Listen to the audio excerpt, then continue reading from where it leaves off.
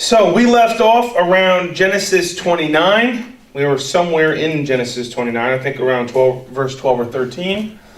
Let us open up with prayer. Holy Spirit, we welcome you. We take this opportunity to open our hearts and our minds. Lord, invite you to rule and reign here tonight in us and through us, Lord, we ask that you give us revelation and wisdom and understanding, Lord, and you continue to help us to grow up into the men and women of God you called us to be. In Jesus' name, amen. Amen. All right, so like I said, we are in Genesis 29. Jacob started his trip. We already did Jacob's ladder, where he named it Bethel, where the angels were ascending and descending up and down, and the Lord reestablished the covenant with Jacob. And remember, he left Canaan. Growing up, you have to remember this, he grew up an extremely wealthy young man. Now he's around 40 years old, so he's not that young. You think of him as like an 18-year-old. He's not. Okay? But he is now left, after growing up in luxury, he is left with nothing but his staff. The clothes on his back and a staff in his hand. He has nothing else. All right? And the Lord reestablishes the covenant with him and tells him he will be with him.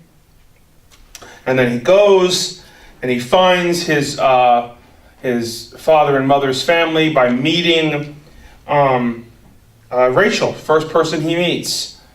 And she is his cousin. All right? Now he immediately, if I'm not one who necessarily believes in love at first sight. I believe in lust at first sight. Okay? But the point is, though, immediately she captivated him right off the bat. And that's an important part to the story because Laban catches on to that very quickly.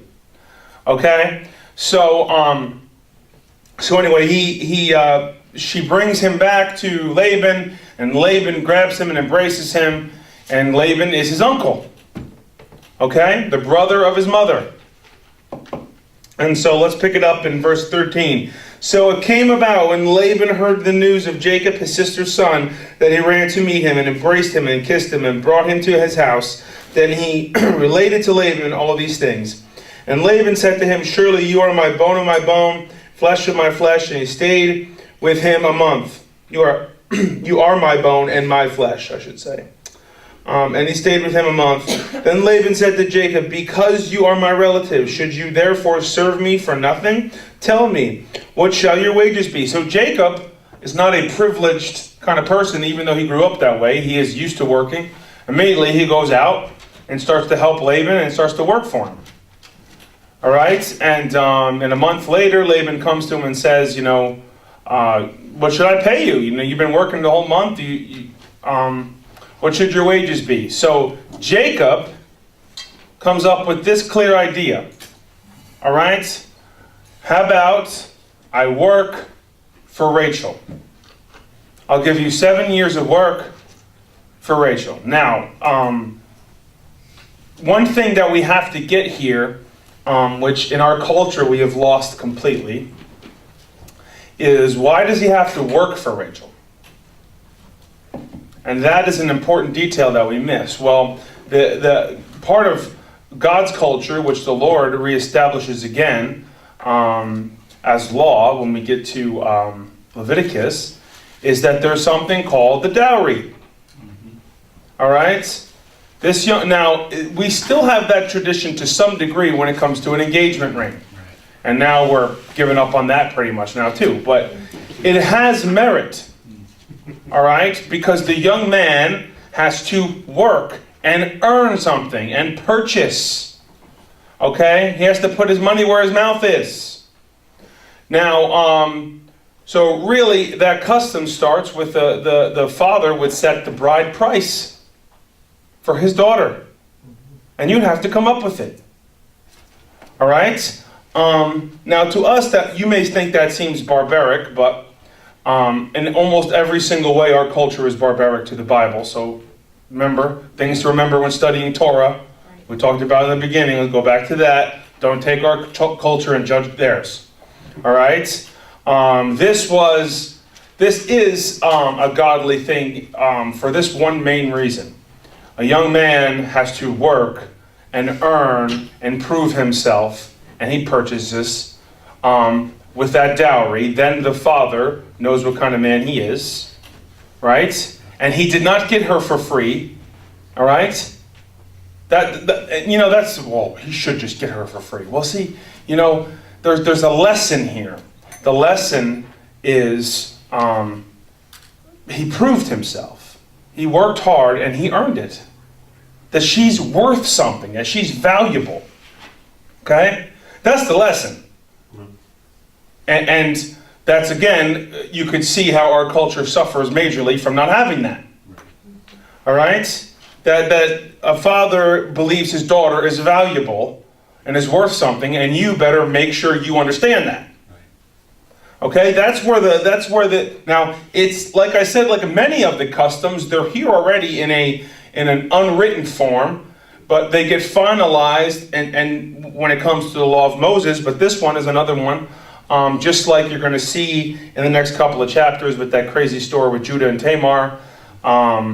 You have the kinsman redeemer law.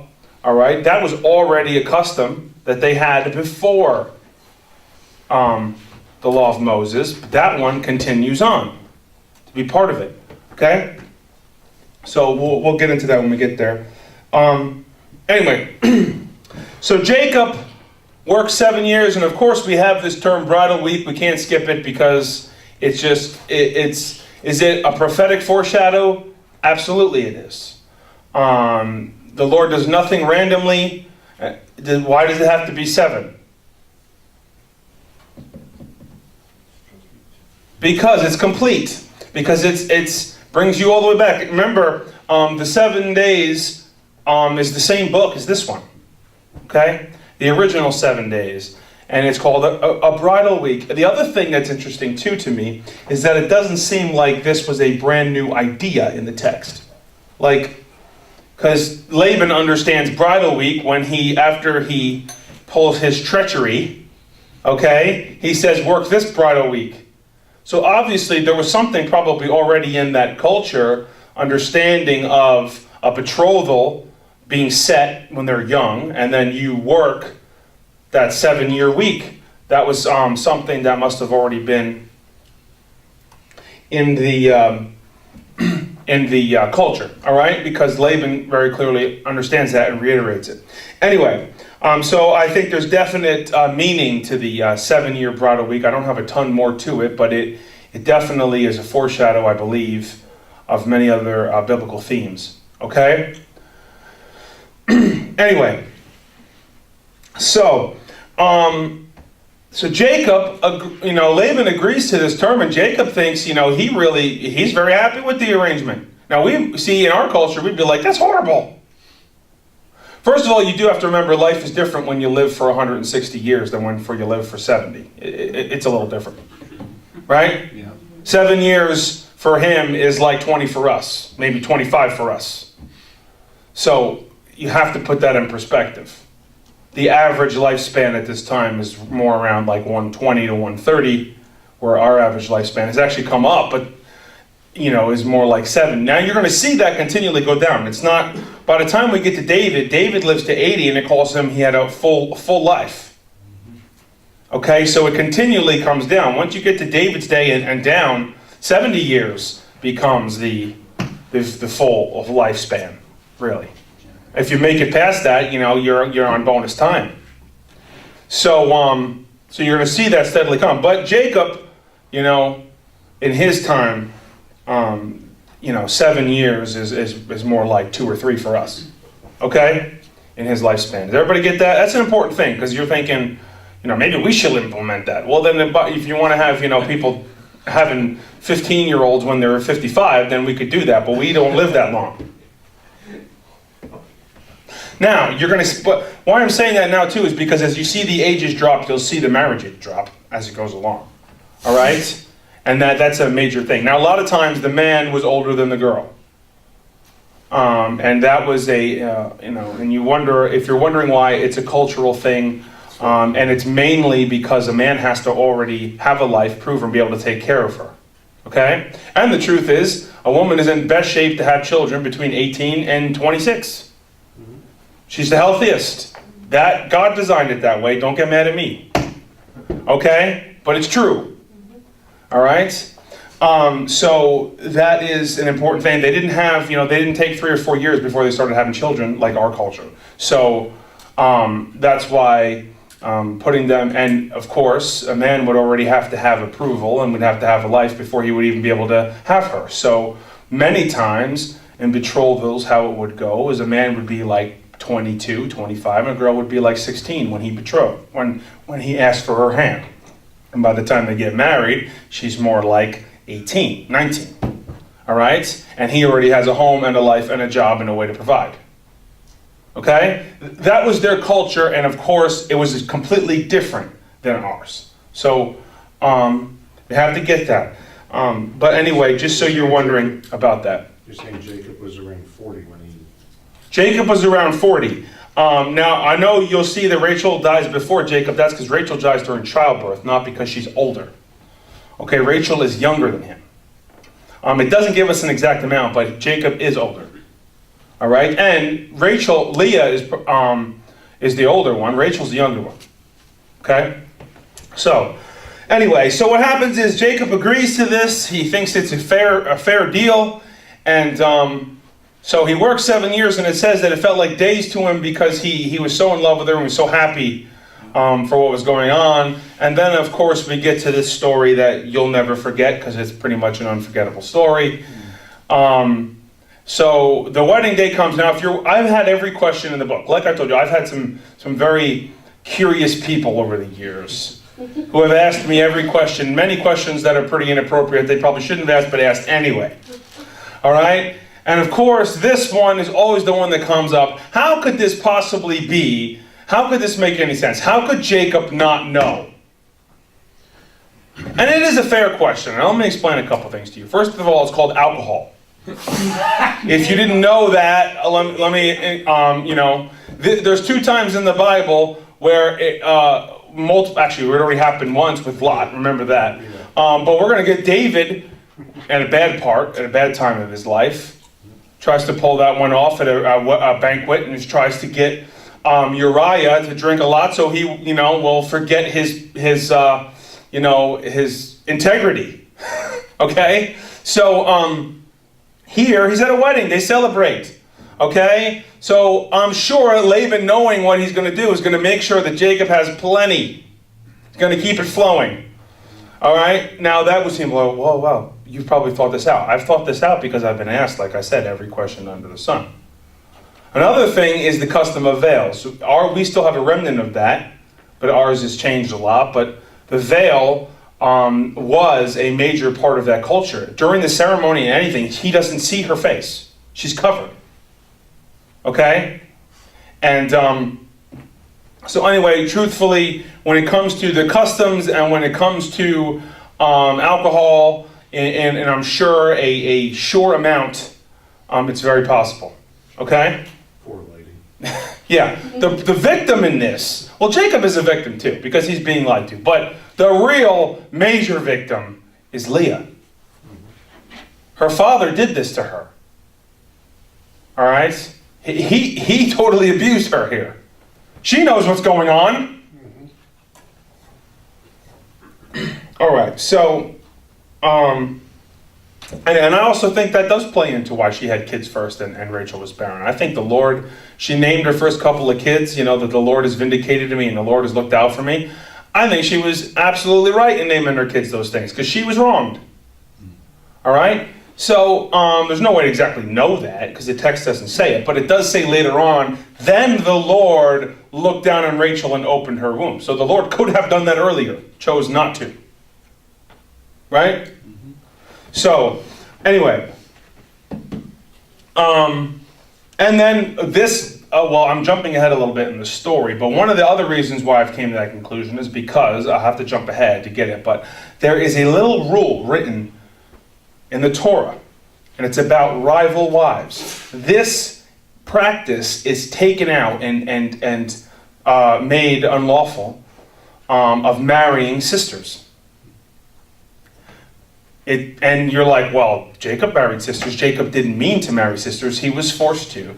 Now, because that's taken away. Do not take on a rival wife and of sisters and loved and unloved, and you cannot change the inheritance rights of a child based on that. That is all. There's a whole detailed chapter on it when we get to the book of Leviticus, and it always brings me back to this story. All right. So the Lord didn't like how Leah was being treated here. He used it and he blessed them and he blessed her, but she was abused. There's no way around that. So again, like I said, the Bible reads like a newspaper. It doesn't always give you the opinion. You're kind of looking for, isn't somebody going to write in here like what happened to Leah wasn't fair? Wasn't good? You're supposed to use the morality taught that, of course, that wasn't good. It was deceit. And why didn't she say anything? Because she's afraid of her father. Right? All right. So anyway, I hope I cleared all that up and answered all your questions. Some of you might not have been bold enough to answer the questions, but you probably had them on the same. All right? So it's very, very, very, very possible for Jacob not to have known. Okay? And anyway, Laban pulls this off. But here's one other thing I want to bring forth that's a theological in this story. Now, you look at me, how can I pull theology out of the story? There is a lot of it here. One of the major things is their understanding, which I already told you in the beginning that I was going to prove to you, that God's clear way is sex is marriage. Right. Jacob has been taught that. Laban knows Jacob has been taught that. Why is that so important? Because he knew he could pull this off because of Jacob's integrity and belief system. Integrity and belief system. Why? Because once he has taken Leah, he won't throw her back at him and say, you tricked me, deal's off. Which is, of course, what we would do. Because we have no honor. Right? Isn't that true? But you wonder, why couldn't Jacob just get out of it the next day? He was tricked. He didn't want to marry her. Well, I mean, we can't understand why he would just then accept it when he was lied to and manipulated like that. But why? Because of his integrity. He believed Leah's his wife now. In his mind, that's it. There's no going back. The deal is done. So do you remember when I told you I was going to prove that to you? If you think that I've already made my case, I'm just getting started because it goes all the way through Scripture. All right? And why I want to make that point so strongly, and I know, the main reason is because I believe if we can get this understanding in our hearts, then we can teach it to our children. It's the only way, first of all, the only way they're going to make it while we're living in this evil place that we're living. All right? They have to get this understanding. I was given this understanding as a kid, and it directed my life. I wouldn't be the same person without it. All right? So that's how important it is. Now, if you're older and you've already lived your life when it comes to all of these things, you were made new in Christ. Stop thinking that way. Okay? But don't you think it's important to try to get this into your kids? Sure. That's what it's about now, right? And I think that's probably there's a lot of people that try to write all very difficult things and all this kind of things when it comes to sex. And I think that this is the number one teaching on it. If you just take them through this and show them these scriptures in the Bible, the clear teaching of Scripture, in God's eyes, is sex is marriage. There's no separation. As soon as you separate them, you destroy it. The second you separate the two, you destroy it. They're one in God's eyes. All right? Last year, I said that statement that I just said to you. You're obviously in a different place. I said that statement early in the year, and I had someone kind of really have a reaction to it. Like, wow. And wow, that was an unbelievable statement. But see, for me, I didn't have thought it was an unbelievable statement. Now I realize I guess it is. I didn't think it was. I thought that was a common, understanding. So, but that's why, again, I'm harping on it so much now, is because I see that we have to really get, and if I'm going to make that kind of statement, I have to back it up. All right? So you see that clearly here. That's Jacob can't, if it was me, I'd be like, I'll go to Laban, How could you do this to me? God knows my heart. I was deceived. Right? That's what we'd say. So we say we would have a right to annul it. Isn't that true? Wouldn't you counsel that? If God came to me, I'd probably say that to him. But it's clearly here. That's not how Jacob feels. And Laban knew that Jacob wouldn't do that. All right? So he knew he would accept it. Now Leah is his wife, period. And Leah, although she might not be the most attractive, ends up bringing great honor to him. This is a blood covenant at that point. Yes, exactly. But I just want to get that, many people can read the Bible, but for some reason they never get that point. And that's why really, it is a major point. Okay, so, anyway, Jacob wakes up the next morning, realizes it's Leah. Imagine her face. You feel terrible for her. All right? And he goes to Laban and says, how could you do this to me? But Laban already knows he already has a plan. His plan is, okay, well, he knows he's not going to give up on Rachel. And he knows he has integrity, so he's not going to throw Leah out now. Because in that culture, first of all, she would be broken material now. Mm-hmm. All right? It's part of the blood covenant. Mm-hmm. She would already lose, be taken off the lot and devalued now. I'm sorry to say it in those terms, but in that culture, that's how it would be. She would now have less standing to get married again. So Jacob wouldn't do that to her, right? So Laban knows, but he knows he won't give up on Rachel, so he says, okay, give me 7 more years of work, and I'll give you Rachel, because it's not our custom. We can't give the younger before the older. You have to have the older first. It's just the way it is, man. Sorry. So Jacob accepts it. He accepts it. And I think some of it, I think Jacob in the back of his mind is thinking, what I did and how I received the blessing, and how can I be so, I can't be filled with anger and indignation now. I think some of that's in the back of Jacob's mind and guides him through this. All right? And accepts it. Anyway, so he works 7 more years for Rachel. And then he goes to Laban and says, come on. For both times, they're right at the 7 years. Like in the text, it makes it seem like the minute it was 7 years, he went to him and said, okay, now's the time. All right? So then he's given Rachel, and anyway, so let me go into this. There's another major thing that you need to get. And it always comes up, I always get this question. Why would Laban do this? Why? What's his motivation? His motivation may be different than you think. Why would he do this and try to get both of his daughters to one man? First of all, knowing that would probably make them rivals, which it would, and it did. They eventually grew to understand their situation as they got older, but when they were younger, it was rivals, right?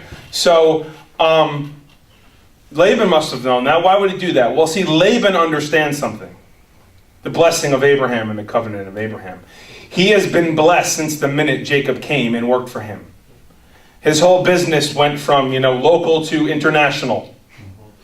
Okay? And Laban absolutely knows, which he says later, he knows he's being blessed because of Jacob. And he doesn't want to lose it. He's also in his mind, his views, but in his mind, I'm not saying this is God's mind, in his mind, he's also thinking, how can I do anything better for my daughters? I'm giving them to Jacob. They're going to be part of the blessing of Abraham. I'm going to get them both in there. And then I'm going to make him make a covenant that he can't ever take any other women. Remember, Laban makes him take that at the end. Makes him swear that. Okay? This thing kept doing this last week. Why is it doing that? Didn't do it on Sunday, and now every Bible school seems to come off my ear. Anyway, so that's Laban's underlining motivation. Okay? And he doesn't, he may have been able to justify what he did to Leah, thinking that she is now going to be blessed and taken care of. All right? In his mind, doesn't mean it's right. It's not right, but that was probably his thinking. Okay? And the truth is, he was right. They are going to be incredibly blessed. They are going to be well taken care of, and they are going to be part of the godly lineage. Doesn't mean his actions were right, but his estimation of the blessing on Jacob was right. Okay? So, anyway, that's why Laban would do this. And of course he got 14 years of work out of it, and 14 years of blessing, where his entire life was turned upside down and blessed. And we don't get some of the details till after the story. You don't get the fact that he changed his wages 10 times until after. Now I'm going to jump into the children thing. Now listen, you know how pretty much up until this point we've been going verse by verse. Sometimes I didn't. Now we're going to be more just getting into the storyline. I'm not always going to be going verse by verse. I'm going to be hitting the highlights and going through the storyline. All right? But that's why it's so important for you to have already read it before class, because I'm not going to be rereading every single verse. I'm just going to be going through the story. All right? And dealing with questions that could arise. Okay, so then we have this whole situation. Now Jacob, like I told you before, Jacob only wanted to marry Rachel. But he ended up with 4 wives, not 1.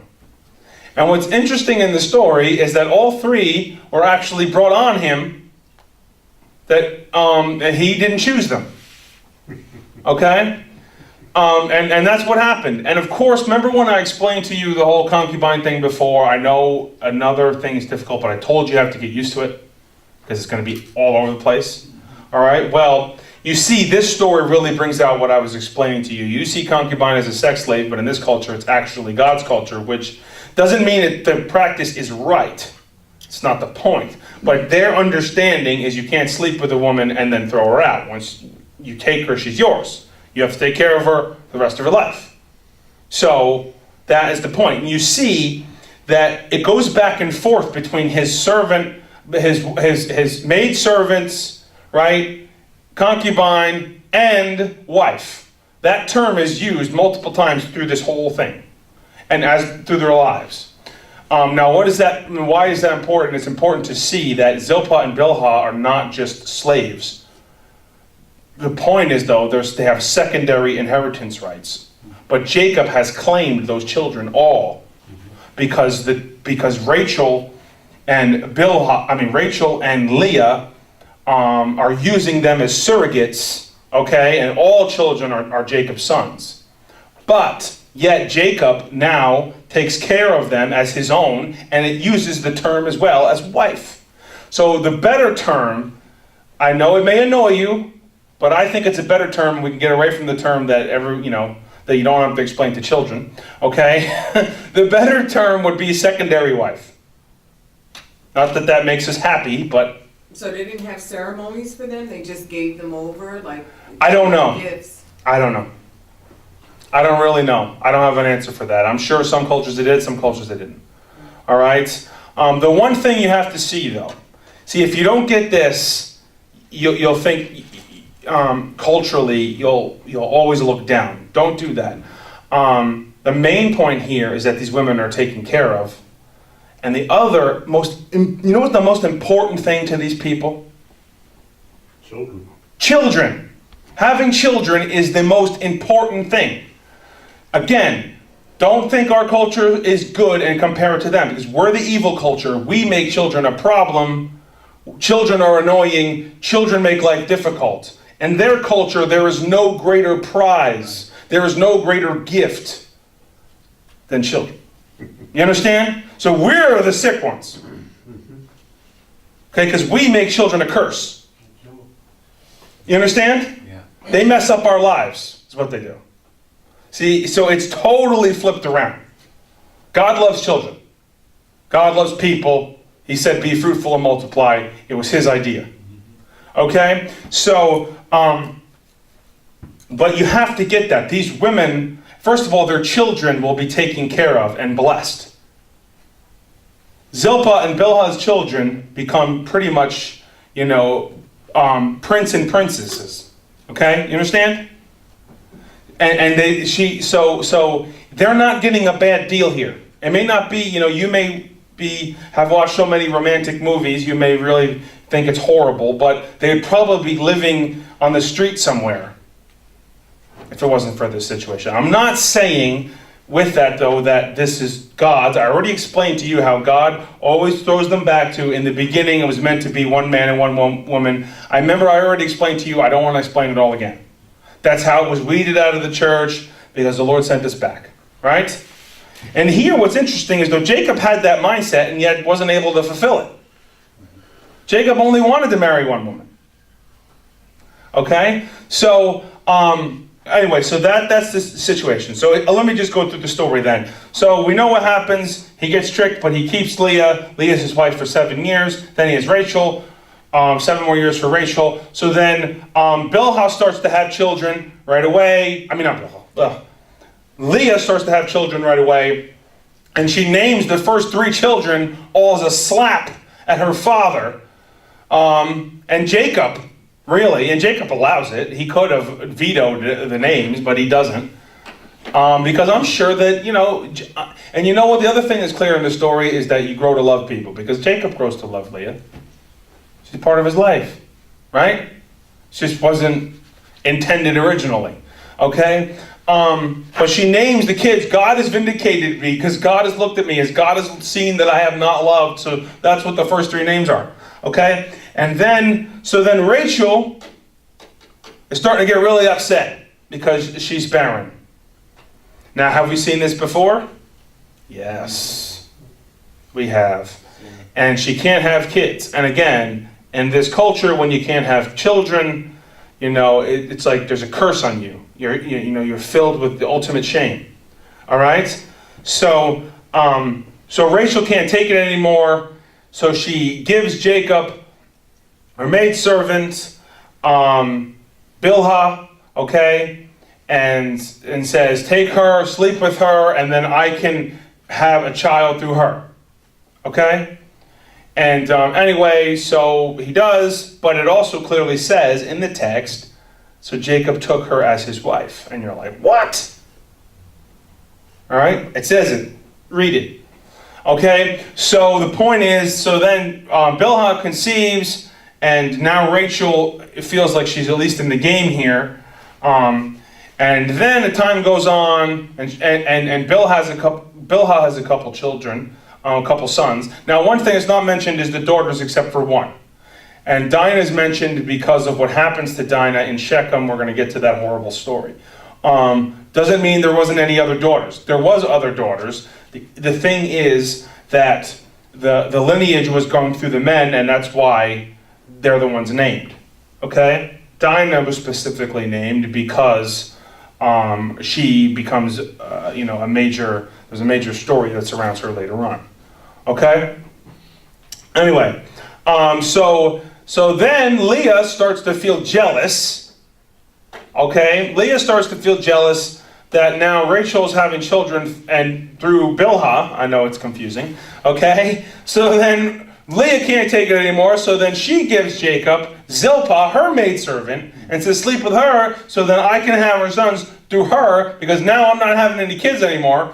And then Zilpah has a couple of sons, okay? And then after that, then it says the Lord looks down on Rachel and sees her and then opens her womb. See, of course, the biblical understanding, the Hebrew mindset written by Moses is who is the one that controls these things?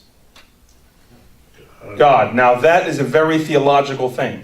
There's no way around it. All right? The Lord did it, okay?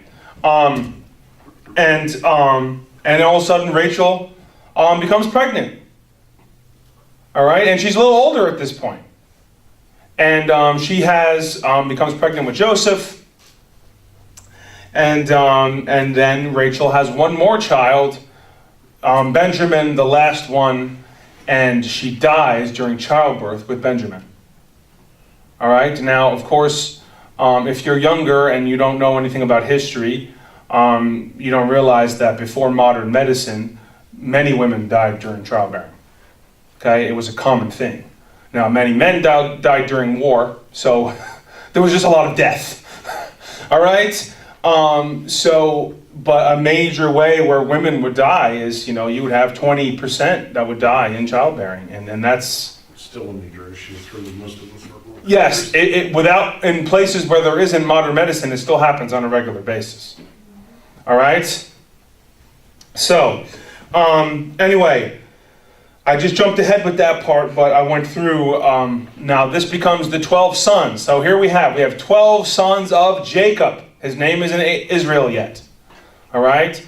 But that's important to get this so you understand. The 12 sons of Jacob, Jacob's name is changed to Israel. They become the 12 sons of Israel, who becomes the 12 tribes of Israel. Now notice that that with Abraham, it was Isaac. The Lord said Isaac, but Rebekah became pregnant with 2 sons, and the Lord specifically chose Jacob. Right? We know that. It wasn't... Now Jacob had to fight for it, but Jacob was chosen. Now, I always wondered, I thought about this. I know this is just... Let me take a sip before I say this, because this one might make you think. Now, this is just some things that I've been thinking about. This is just opinion here, but consider this. Why did God do this with Esau and Jacob? Because if they only had one, if there wasn't, the she got pregnant with twins and that whole thing where the Lord chooses them while they're in the womb and blah, blah, blah, then it would have been the sons of Isaac. Right?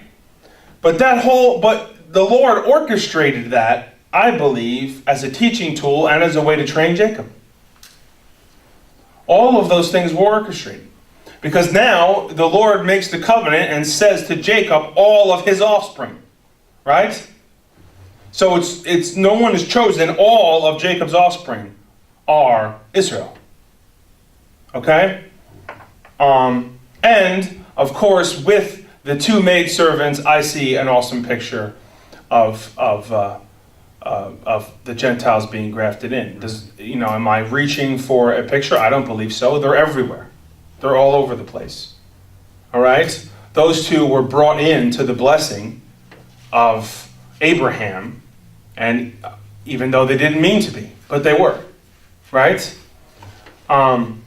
So that's an important thing. And of course, there was 2 and 2, and I see that as another picture of that. But, like Dad says, he has, if you look at the notes, he has one there with Abraham and Abraham's servant going out, as the Holy Spirit and getting a wife for his son and blah, blah, blah. But then he writes this little thing, but we can't go too far with these types and shadows as some people do. Which is important because types and shadows are everywhere, but we don't then build whole theologies off of them. Okay?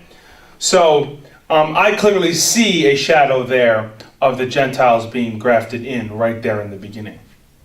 Okay?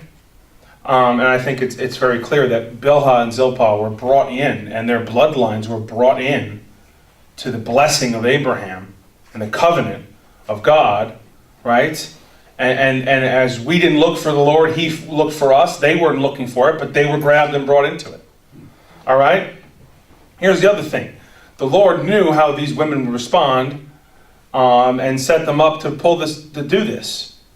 And you say, well, why would the Lord do that? Well, Jacob, the sons of Israel, will become the nation.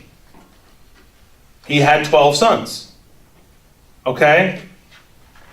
And I think that even though it may not have been exactly God's plan or any of that, or, I'm not going to get into all of that.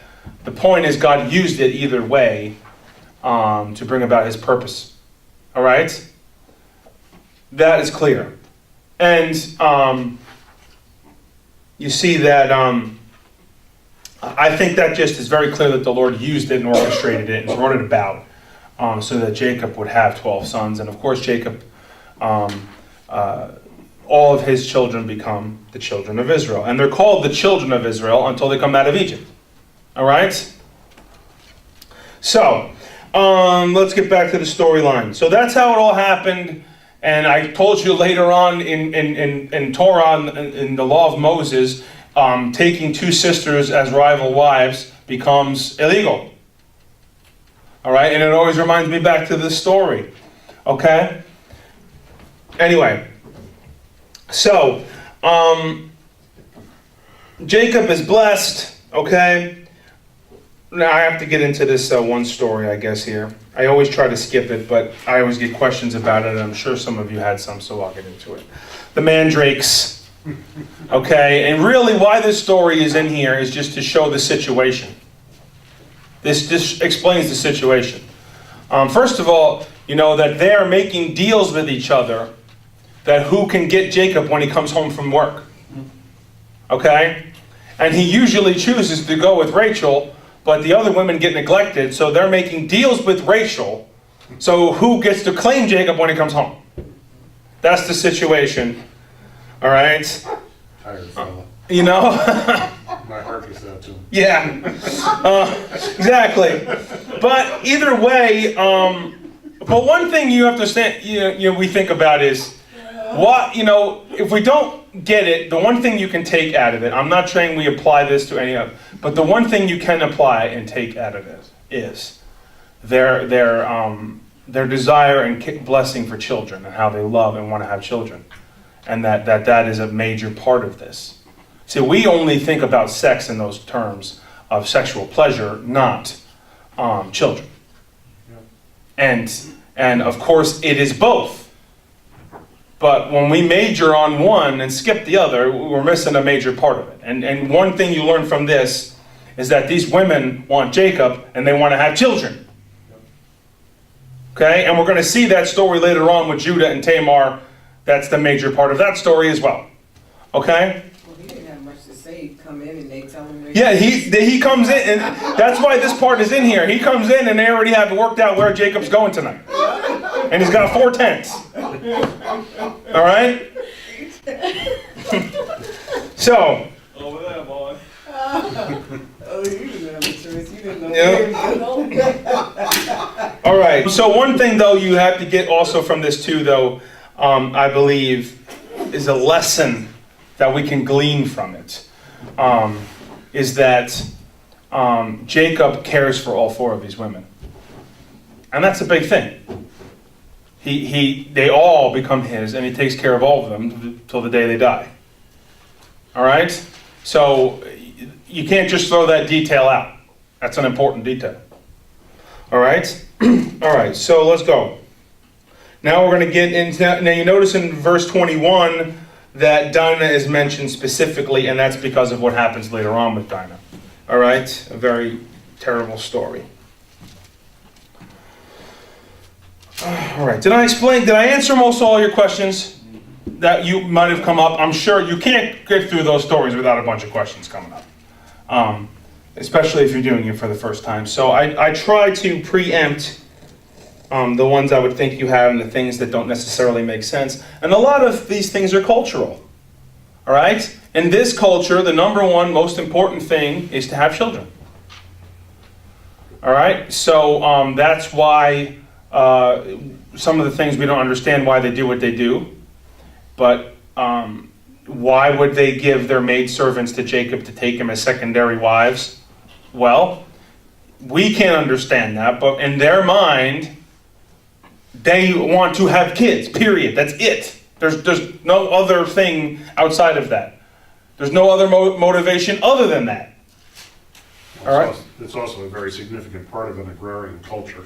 Well, it is. You a big family, more workers. All of that is true. We're going to get into all that, difference between the industrial age and children up until the industrial age were the number one way you could be blessed. Because guess what children are? Workers. Indentured servants. Okay? So why would you want to have a big family? First of all, the more people you have and the more sons you have, the more work you get done. That's just the way it is. All right? Now, the industrial age gave us machinery and made it the opposite, where we live in a culture now where children are so expensive, and I think that also comes down to the contraception issue. I guess I might as well get into it now. It always comes up. I always get asked it. I always get asked it every year. Before we started doing the camera, no one can ask me questions during class, but many other times I've been asked a question. All right? So I think that is the real answer, though, is culturally. Truthfully, right now, we can't afford. I couldn't afford to take care of 6, 7 children. Because each one of them comes with a $30,000, $40,000 price tag. So our culture is so flipped around, which we think we're so great, is the more children you have, the more difficult life becomes. Instead of in this culture, the more children you have, the better life is. It's the total opposite. Okay? But truthfully, if you owned a nice big ranch farm in Montana, you'd want to have lots of kids. All right? So, it's a lot different here in New York. But I think that is a major part of it. Okay? It is. And the truth is, but the one thing I don't, obviously I believe in contraception, but I'm going to put in this little thing. I only have 2 kids, you all know that. We went through a lot, we had major physical problems, we lost a child, and it happened multiple times in a row, and we didn't want to take that chance again. All right? But I understand that, it's all different depending on your situation in life, and I don't want to put any of that on anybody. I think the one thing we do have to remember with it is we cannot lose the value and blessing of children. That's what we can't lose. We don't want to lose that. All right, my generation despises children. They worship them when they come, but they'll have one and they'll worship and spoil them. But the truth is they only have one because they'll mess up their life, or they'll only do this because of this. The truth is we cannot lose. We have to keep the blessing that God gives. The children are a blessing, an incredible blessing. That we can't lose. Our culture has made it so that only us small families can survive. That's absolutely true. I can only barely afford the 2 I have. And now that my son is getting older, I can't, my grocery bill's gone from here to here. Okay? It's unbelievable. All right? So I get that. Most of us can't afford it. And I don't believe, having 10 kids so the government can take care of them is godly either. No. I don't think, so it isn't. All right? But if I was a loaded person, if I had, if I was wealthy, I'd have more kids. Absolutely would. Well, I'd have to get Jen on board with that, but I would want to. All right. The point is, so like people look at if you have actually the famous ones that we all know, right? Of course, is the Duggars. All of us have heard of them and know them. I respect them a lot. But the truth is, he has a lot of money, and he's able to personally take care of each one of them and give each one of them a job, which he's done. All right, and a house. That's a different situation. Okay? So that's much more like the situations that they have in this culture. Okay? So anyway, I think that you can't, when it comes down to that issue, if we lived in an agricultural society right now, we wouldn't even be talking about this. We'd want to have lots of kids. We all would. All right? So that's really the main difference that has changed. Anyway. If you have more to ask about that, that's all I'm going to say about that. If you have more to talk to me about that, or you want to yell at me and tell me I'm wrong, you can do it after class. Okay? So, that's my 4 cents on the issue. So let's go to now. We get some details as the story moves on. Now, we don't really get what happened until after. We don't get this bit that Laban has been changing his wages 10 times and constantly cheating him and stealing from him. We don't get that until later on when Jacob tells us that situation until afterward. Okay? So if you're wondering, we get this before about the what he's doing with the animals, the spotted and speckled. So what happens after the 14 years, Jacob goes to Laban and says, okay, I've worked for you 14 years, but now I need to go and do something for myself and build my own family, my own life, right? And but Laban doesn't want him to go. Because Laban knows, all right, that he's been blessed with Jacob. He even says that I've learned through divination. All right, again, like a newspaper doesn't mean that God supports that, actually hates it, and makes it a punishable by death when we get to the law of Moses, okay, so if you're wondering. But the point is, and that word also doesn't exactly mean it can be translated different ways. He's learned spiritually, discerned. It doesn't necessarily mean through divination as in witchcraft, but it could. All right? Anyway, the point is that he's learned spiritually, you could say, that God, the God of Abraham, is blessing him and all that he has because of Jacob. That's the reason. And he flat out says it. All right? So, and then everything he tries to do to Jacob, it goes the opposite. Every plan he has, it goes the opposite way. So, he doesn't want Jacob to leave, and he's trying anything he can to keep him. And so then he says, okay, so what should I do for you? So then Jacob says, okay, I'll make this deal. Now, of course, he knows Laban's going to take this deal. And what you don't get in this, I remember when I read this as a teenager, I didn't understand this part. Actually, a lot of the things, the very adult things, when I read this when I was younger, it just went over your head. Thank God somehow we can just not catch half of that, right? But anyway, that, I didn't completely understand the farming part of this. And I don't completely understand either. I am the farthest thing in the world from a farmer. But this question has been answered to me by people who do know the answer. And I did know this bit, that most of the time that the speckled and spotted and blemished animals are the weaker animals. And that was most of the time how it always was. And you wonder, why would Jacob say that, and why would Laban go for it? It's because Jacob was pretty much saying, I'll take the weak and messed up ones. Like the black lamb is not the one they celebrate. You understand? Right. Black sheep is not the one they celebrate. So what Jacob is saying to Laban is that I will take all the second class ones. That's all will be mine. And you get all the best. And I will go through your flocks and take all speckled, spotted, or blemished animals, and they'll be mine. And then any animal, that's all I can have. If any animal comes out that doesn't have those things, it'll be considered stolen. Of course, Laban is probably looking at this kid. Kid, you are really dumb. And he's probably, of course, Jacob. You know what? That's a good idea, Jacob. That's great. And Laban thinks that this kid is ridiculous, right?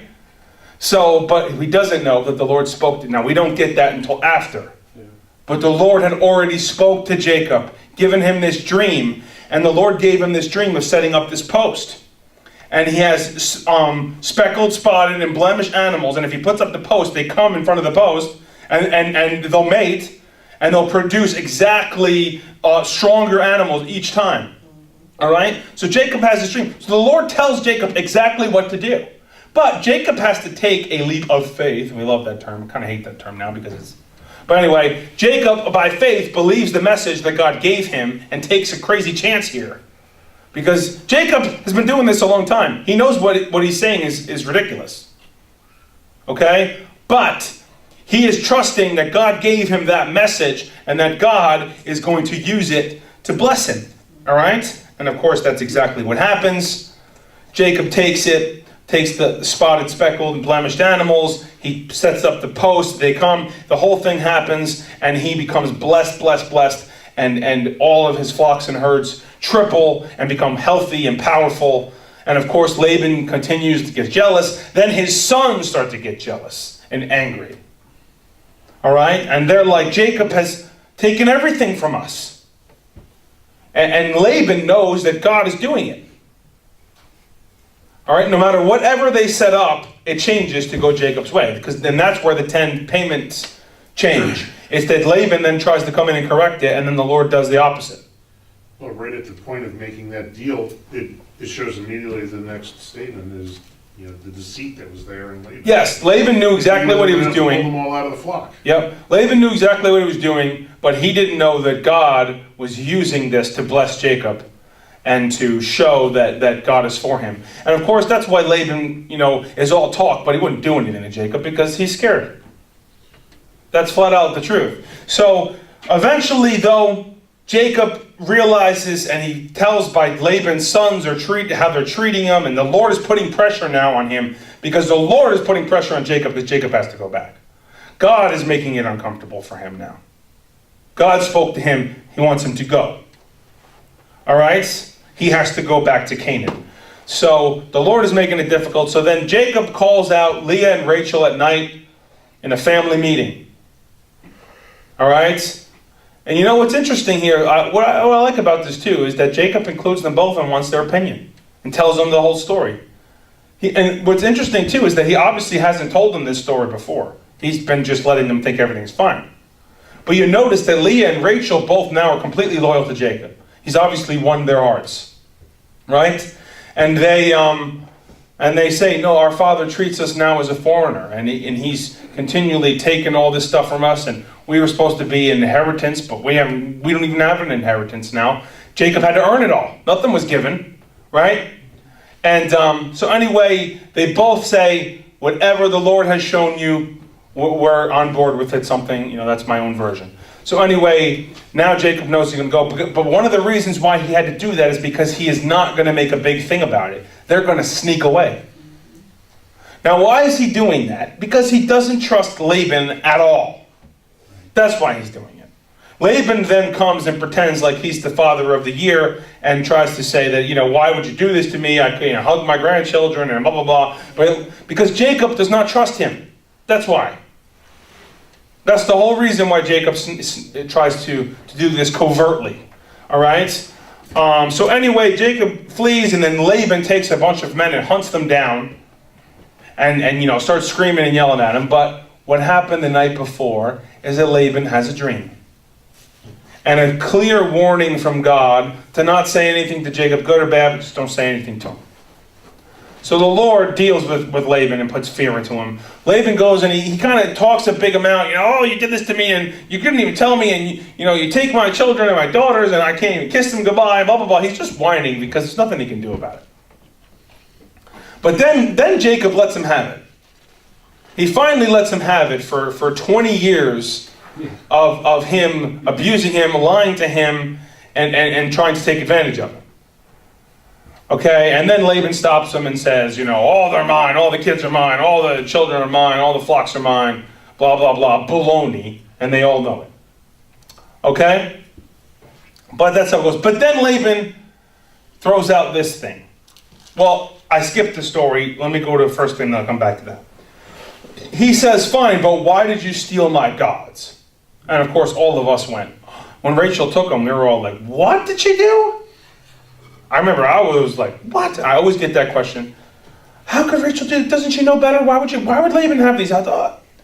Now, I want to explain this to you so you don't have a problem here anymore, because if you have that idea, you're going to have a problem a lot. There's mixture. There's always mixture. All right?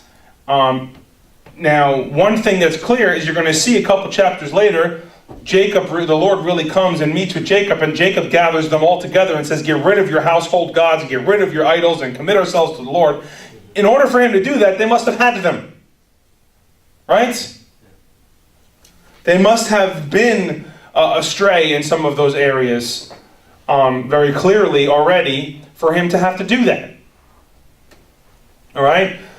So Rachel grew up in a house with her father and obviously had some kind of connection to these idols. Now, if you say, do you have idols? But I thought he believed in the God of Abraham. He does, but it doesn't mean that he's completely loyal. And that's the issue. And you're going to find that many, many times there's a mixture. All right, there's truth and then error mixed in. All right? So that's what's going on here. The other thing, too, you have to remember is that the Lord, in God's view, even if it's an image made to be him or made to be anything, it's still an idol. See, we think there's a little Buddha or something, right? But even if it's some kind of image for Yahweh or any of those things, in God's eyes, that's wicked. Right? No graven image. You know what that means?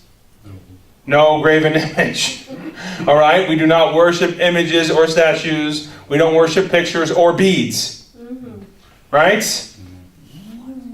I know.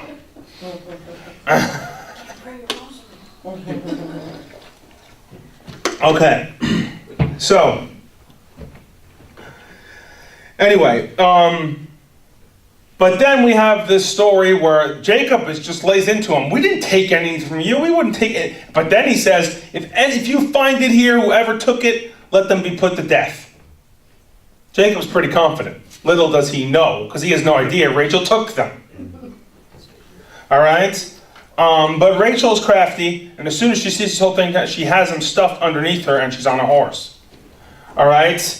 Not in her tent. It goes through all the tents, and the very last thing to check is Rachel's saddlebag. But as soon as her father comes up, she plays the card that all fathers will always walk away from. I've already had to experience this myself. Right? He comes up, and she says, excuse me, I didn't stand, but, have my period, and then most fathers will go, okay then. Yeah. That's it. That's all I need to hear. Don't say another word. Right? And that she played the card, and of course it worked, because then he was having no business of that then. Right? So, so then he never found them. But she did have them. And then, so the whole thing happens, they're going back and forth, and finally Laban, again, shows that he knows exactly why he was blessed, because he makes a covenant with Jacob. He says, let us make a covenant and a treaty that this will be a boundary stone, that you won't come. And what is he? He's thinking about his descendants coming back and taking over all his stuff. Because he knows the blessing is on him. All right? Now, but just to back it up a little bit, when he was told not to say anything, he had that dream and he was told not to say anything, but he went right up to Jacob and he said something. He said something, but he didn't curse him one way or the other. He just said he shouldn't have left without saying goodbye. Right? Okay. So he's like playing the line here. He wants to. He's angry, but he can't do much about it. All right?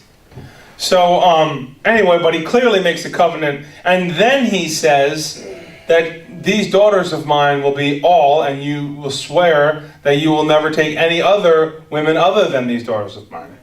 Right? And of course, that was part of their covenant. They make a treaty, and then Laban goes back home, and Jacob goes.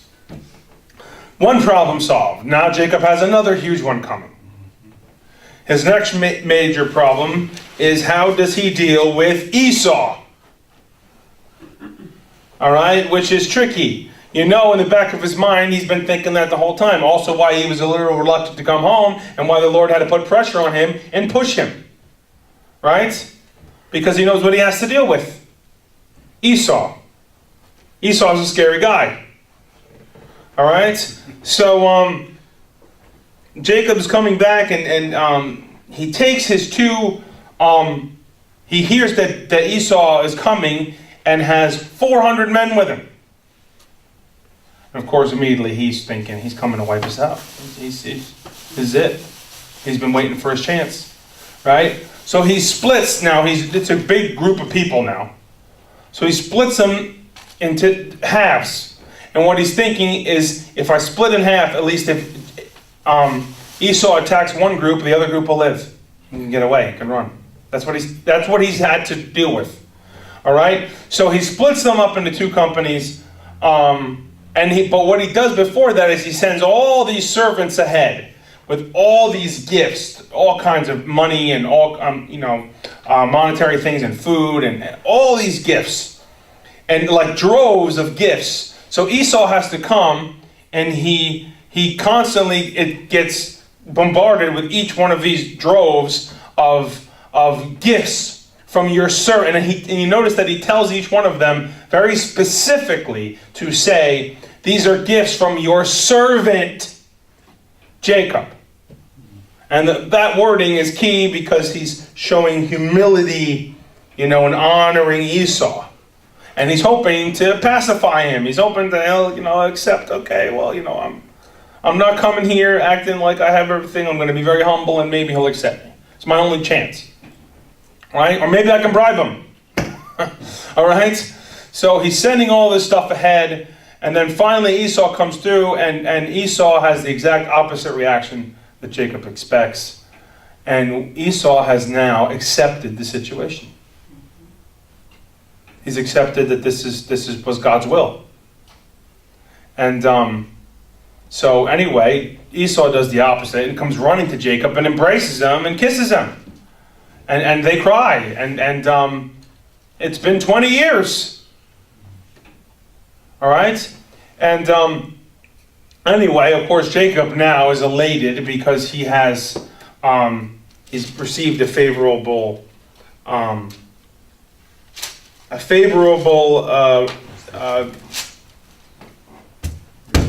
reception. I could not think of the word from Esau.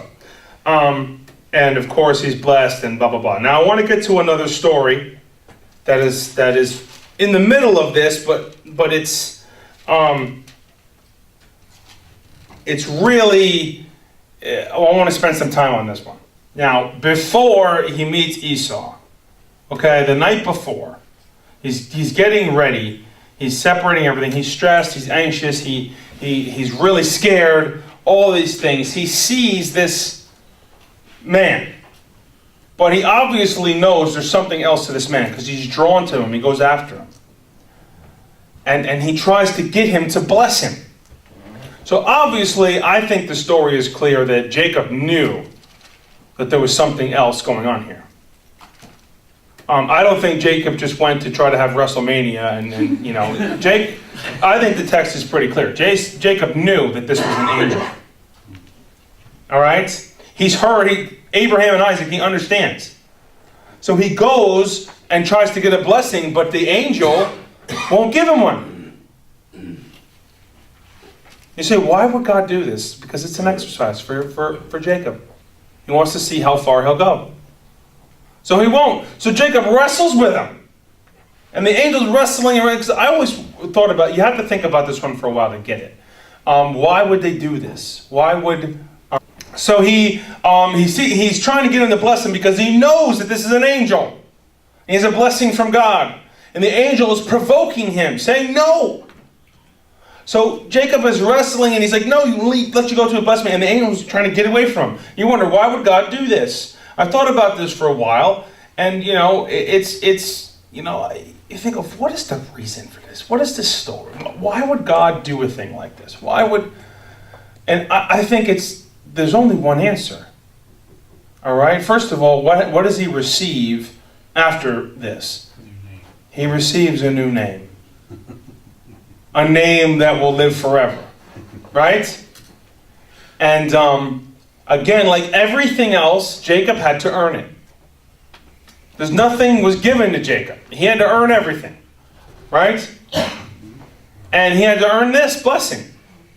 And he had to show he wanted it. Remember, Jacob I loved, Esau I hated. The writer of Hebrews says, make sure none of you are godless like Esau, who traded in his birthright for a bowl of soup. What does that mean? Esau didn't care.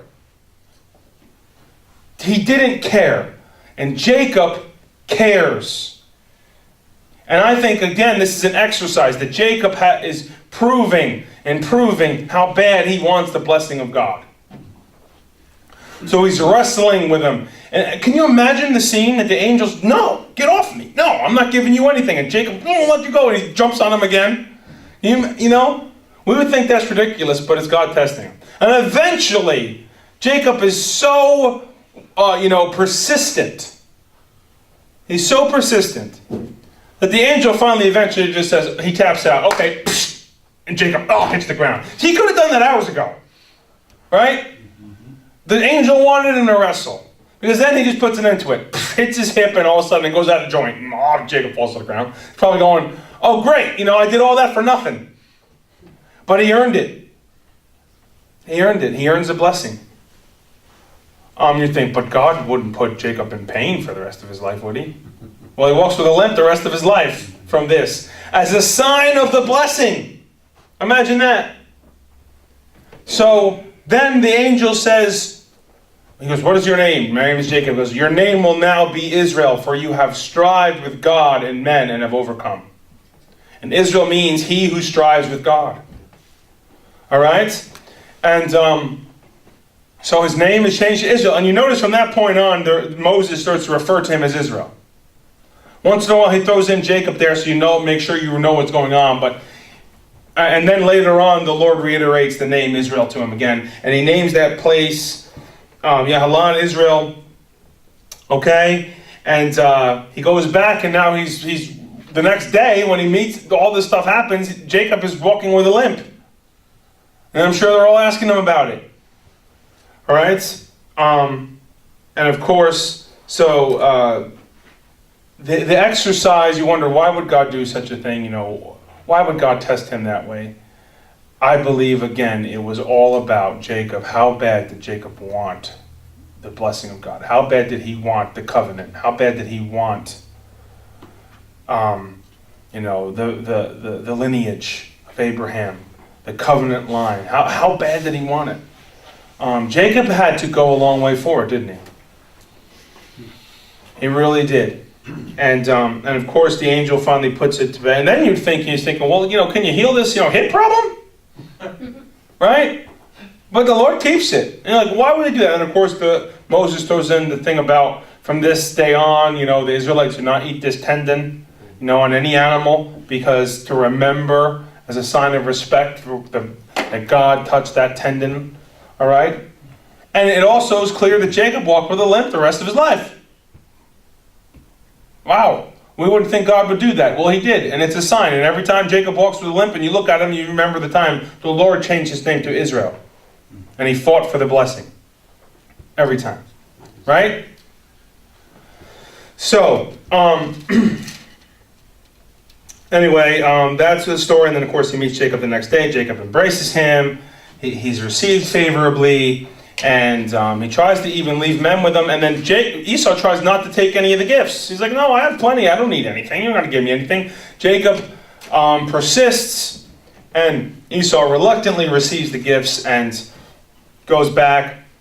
And Jacob slowly makes his way back because he's got lots of flocks and lots of kids.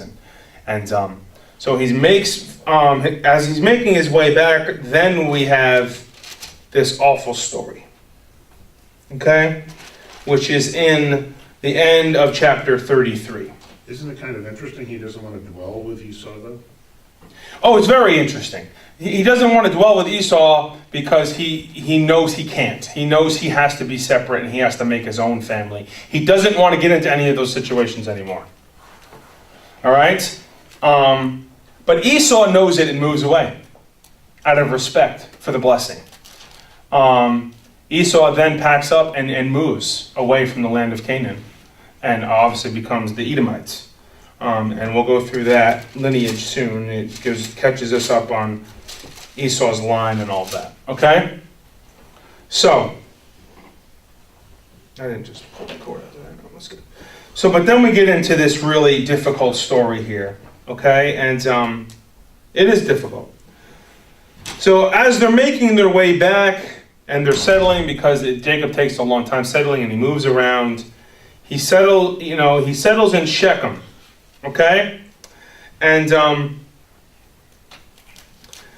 what happens is, once he gets to this place, one of the princes of this city comes out and finds Dinah, one of Jacob's daughters, and rapes her. All right? And he then tries to go ask for her hand in marriage after he raped her. Okay? And Jacob hears about this and is incredibly troubled, but knows that his sons are going to be, indignant. Right? And but you have to remember, in Jacob's position, which he tells his sons that they don't understand, is that he doesn't have a standing army. That if people band together and come out to try to destroy him, obviously the Lord will protect him, but the point is that he has to tread very lightly in these areas, right? So, then Shechem's father says, go out and get this girl for me to be my wife, blah, blah, blah. So he comes to Jacob but the boys are there, and they meet him. Now, remember, there's 12 of them. It doesn't mean all 12. Specifically, the two that went were Dinah's full brothers, not half-brothers. All right? And they, devise a plan. Very crafty plan. And now, one thing I want you to see as well, though, is don't think that Shechem's father has good motivations here. Because when he goes and meets with the townsmen, he exposes his heart that he will gladly do this because he wants all those goods and all the riches that they have. Because he says, surely all their wealth will be ours. So he has an evil motivation. That is very clear. Okay? But he says to Jacob doesn't know what to do. He's not completely sure how to handle this. Of course, he's probably angry and furious, but he has to tread lightly to try to keep everybody alive. He doesn't want to go to war, right? But his sons then come up with this plan. He says to Shechem and Shechem's father, well, we couldn't possibly give her to any uncircumcised man. And then probably very righteously explains the circumcision given by Abraham and how they're blessed and blah, blah, blah. And then their guys are listening, but then they're thinking, okay. So they go back and propose this to the men of the city. Now, what did Shechem's father see when he went out to meet Jacob? The wealth, incredible wealth. He saw, put it in our modern terms, he saw mucho dinero. All right? And he wanted it. And he pitched this. You think, why would he even pitch this to the men of the city? Why would they go for this? For wealth. That's why they would go for it. So it goes to them, men of the city. Now, these men have come, and Shechem wants to take his daughter as a wife, but they have this rule about this circumcision custom that they all have, and they probably actually explained to him, pretty graphically being explained. Blah, blah, blah. We'll skip that part. And anyway, then he exposes his heart and he says, but surely all that they have will be ours. He's like, he's thinking, if I woo in this big other major corporation, won't we all be blessed, right? He's making a merger here. And his point is thinking that it could majorly benefit them, because if they start to intermarry and they settle within a generation, all that wealth will be theirs. Right? And that's how he pitched this to the men. And of course, greed got the best of them. And they thought, it's a couple days of pain and, whatever, but that might be a good deal. Really, if you think about it. So they said yes. So all of the men of the city were circumcised. And there was, I'll just let you think about that for a second. No, I was kidding. Don't think about it. Don't think about it at all. Too late. I'll tell you, painful is what I think of. Anyway, so they did this to weaken them. This was a plan that they would all be on their backs in pain and weak. All right? And while they were weak, they attacked. Now, if you think it's just two men that went into the city, no, they're rich. They have lots of servants that are for them, lots of men who are under their command. All right? They take the men under their command, and they go in and they kill every man in the city. And because they're all weak and in pain, they were easy targets. All right? And so that was their plan. And they take all the women as spoil and all the plunder. And of course, when Jacob hears of this, he's furious. He cannot believe what they've done. He's extremely angry with them and lashes them harshly with his tongue. But there's not much else he can do at this point. First of all, you have to think, these are not, kids. These are grown men. They're probably in their 30s, 40s. All right, at least 30s. A well-executed plan. It was a well-executed plan. But the point that you have to get in this, like I've said before, and why I always have to come back to this, because you are not given a specific, God's specific opinion on this, you might think that it was okay for them to do this. All right? No, it wasn't. You have to take the morality of God's law and apply it to the stories. Did Jacob think it was okay? No. There's not much he could do with it at this point. But you said he was scared too, because he thought the people would... And he freaks out at them too, saying, what if now a couple of kings decide to come against us? What will we do now? Like, you idiots. Like, I'm sure it was, his words were, I'm sure it was not pretty to the ears of what Jacob was saying to them. But at this point, there's not much he can do about it. right? And but I don't, on the other hand, want to make the point that these men were innocent victims.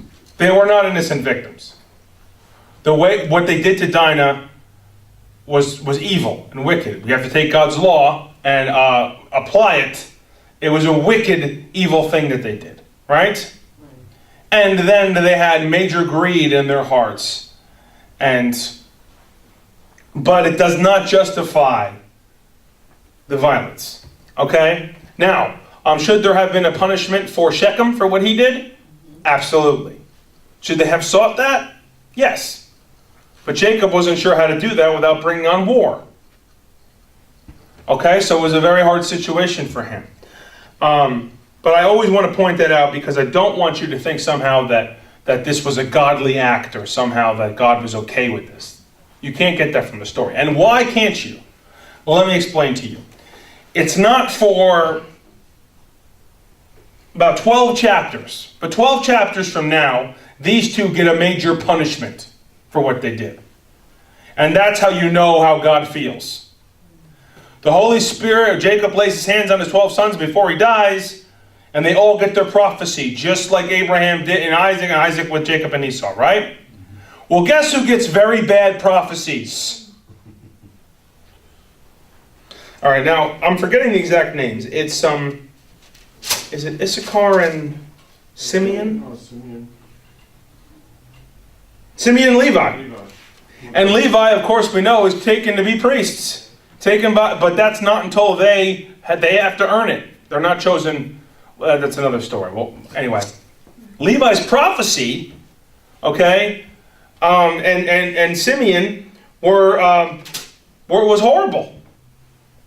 That cursed is their anger, and they acted like their violence and all this. Wait till you get there. I'll come back and I'll remind you of the story when we get to that part. All right, but It's been making noise. yeah, because I think it's touching my cheek. It's been making noise all night. But it won't stay put. It just will not stay put. It just starts to fall down my ear every time. And then I keep catching it down here. Anyway, I'm trying to ignore it. But so you get clearly God's opinion later on for what they did. All right? So I'm telling you that now. Jacob, so don't get, though, in your heart somehow that this was a godly act or somehow God was okay with this. He was not, and he clearly makes that known later on. Okay? But either way, the Lord used it to protect them for people that had a bad motivation. One thing you have to see is the Lord's hand of favor and power is on Jacob and protects him. All right? And that is... you have to accept that, and that is a major part of the story. Jacob in no way was blessed or in any way was understanding of what his sons did. All right? But also the men of Shechem were not innocent victims either. So I'm going to leave it at that. There isn't a ton more to say about it. It's a horrible situation. As far as rape goes, if you're wondering how God's penalty for rape, wait till we get to Leviticus. It's clearly spelled out. Okay? And he says, this is the same case as one who murders. Now, there is an option that the Lord left that if the father, deal with this child, this man would have to pay the bride price and then will be disciplined. There's also punishable by death, and there's different situations depending. It's not all cut and dry. And you know what? It's not all cut and dry either in our lifetime, is it? It's not exactly across the board premeditated murder. There is premeditated, quick, easy situations that are cut and dry, and then there's gray areas. Have we all seen that? Yes. So anyway, it's the same here. As the Lord has wisdom.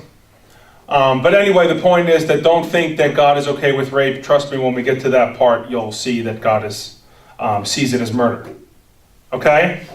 So, anyway. It doesn't necessarily mean that the man will be put to death, but that is one of the penalties depending on the situation. All right? So, let's move on from this story. Everyone say thank God. Okay. So I went through. I'm purposely. I got through a good amount. We got 3 minutes, but I got through 5 chapters. Now we have this story. And of course, the major thing here is I have this marked. I might as well say it because it shows Simeon and Levi's answer to Jacob, and that's the main point of their anger. They felt justified, even though they were not, because they said, should they have treated our sister as a harlot? In their mind, what they did to Dinah was so unspeakable that they all deserve death for it. Now, that's not right. It's not God. You can't make that God's opinion, but in their mind, that's how they saw it. Okay? And they saw it as their obligation to protect their sister. Take vengeance. You know what I mean? Okay. And of course, what do you have to do in this situation? You have to come back to the law of Moses. What does the law of Moses say when it comes to these situations? Vengeance is mine. I will repay. We are not allowed to take vengeance ourselves. Vengeance in every form is against God. In every form, it's ungodly. There's only one person allowed to take vengeance. The judge of all the earth. And anyway, we're going to get to that. Trust me, I'll spend time on that when we get there. But like I said, why I do that and why I mention those things now is because I want you to get the heart of it now. I want you to, we take the, and learn the proper hermeneutics, my favorite word. By the end of it, you'll actually know what that word means. It means our process of interpretation. How do we interpret these stories? We take the law of God, which is the revelation of good and evil and His law, right? And we apply it to the stories, and that's where we get the judgment. Does everybody get that? So if you're thinking sometimes, well, why didn't we get exactly how God feels about this situation? We take the law and we apply it and we get God's viewpoint. Right? All right. So I got 2 minutes. So then we have this. This is a, now look at this. Look at verse 2. Well, verse 35. Then God said to Jacob, chapter 35. Then God said to Jacob, arise, go up to Bethel, and live there, and make an altar there to God, who appeared to you when you fled from your brother Esau. Verse 2, so Jacob said to his household, and to all who are with him, put away the foreign gods which are among you, and purify yourselves, and change your garments. See, I could say this, Jacob is having like a real, you could almost say the word revival in his family. He is going after them now. He realizes, obviously, with what his sons did and what Rachel did, that they have not been he hasn't taught them very well. First of all, he spends most of his time working. He's a shepherd, and a hard-working one, right? And obviously, he starts to see that he needs to really reach them now. And get, right? So really, Jacob is now going after his family and all that are with him. And they make a covenant together with God, all of them. All right? And this is where he really charges them to put away and listen, they listen to him. Verse 3, and let us arise and go up to Bethel, and I will make an altar there to God, who answered me in the day of my distress and has been with me wherever I've gone. So they gave to Jacob all the foreign gods which they had, all the rings which were in their ears, which you're wondering about rings in their ears. That goes along with a lot of the pagan things that they did. They had certain rings for certain... Anyway, just trust me on that, okay? Doesn't mean earrings are evil. If you got that, you're wrong. Okay? And Jacob hid them under the oak which was near Shechem, and they journeyed there, there was a great terror upon the cities which were around them, and they did not pursue the sons of Jacob. Well, why is that in there? Because after what happened, you would expect retaliation. But the Lord brought an incredible terror all around. And of course, they've all heard the stories of Abraham and Isaac, right? And the Lord supernaturally protected them, even though Jacob, of course, in the back of his mind, is probably wondering, when is it coming? Right? So, we'll stop there. We'll pick it up here in chapter 35. All right, and when God reestablishes the covenant with Jacob and officially changes his name again, so please, I had you read to 40, right? Yes. All right, so read to 45. There's 5 chapters this week. All right? And, well, actually, just read the story of Joseph. Actually, when I had to read to 40, you're like all in the middle. So I did it today, and it's like stops in the middle. And it's hard to stop in the middle of Joseph. So finish Joseph. Okay? I'm not going to get any farther than that. So just finish the story of Joseph. Okay?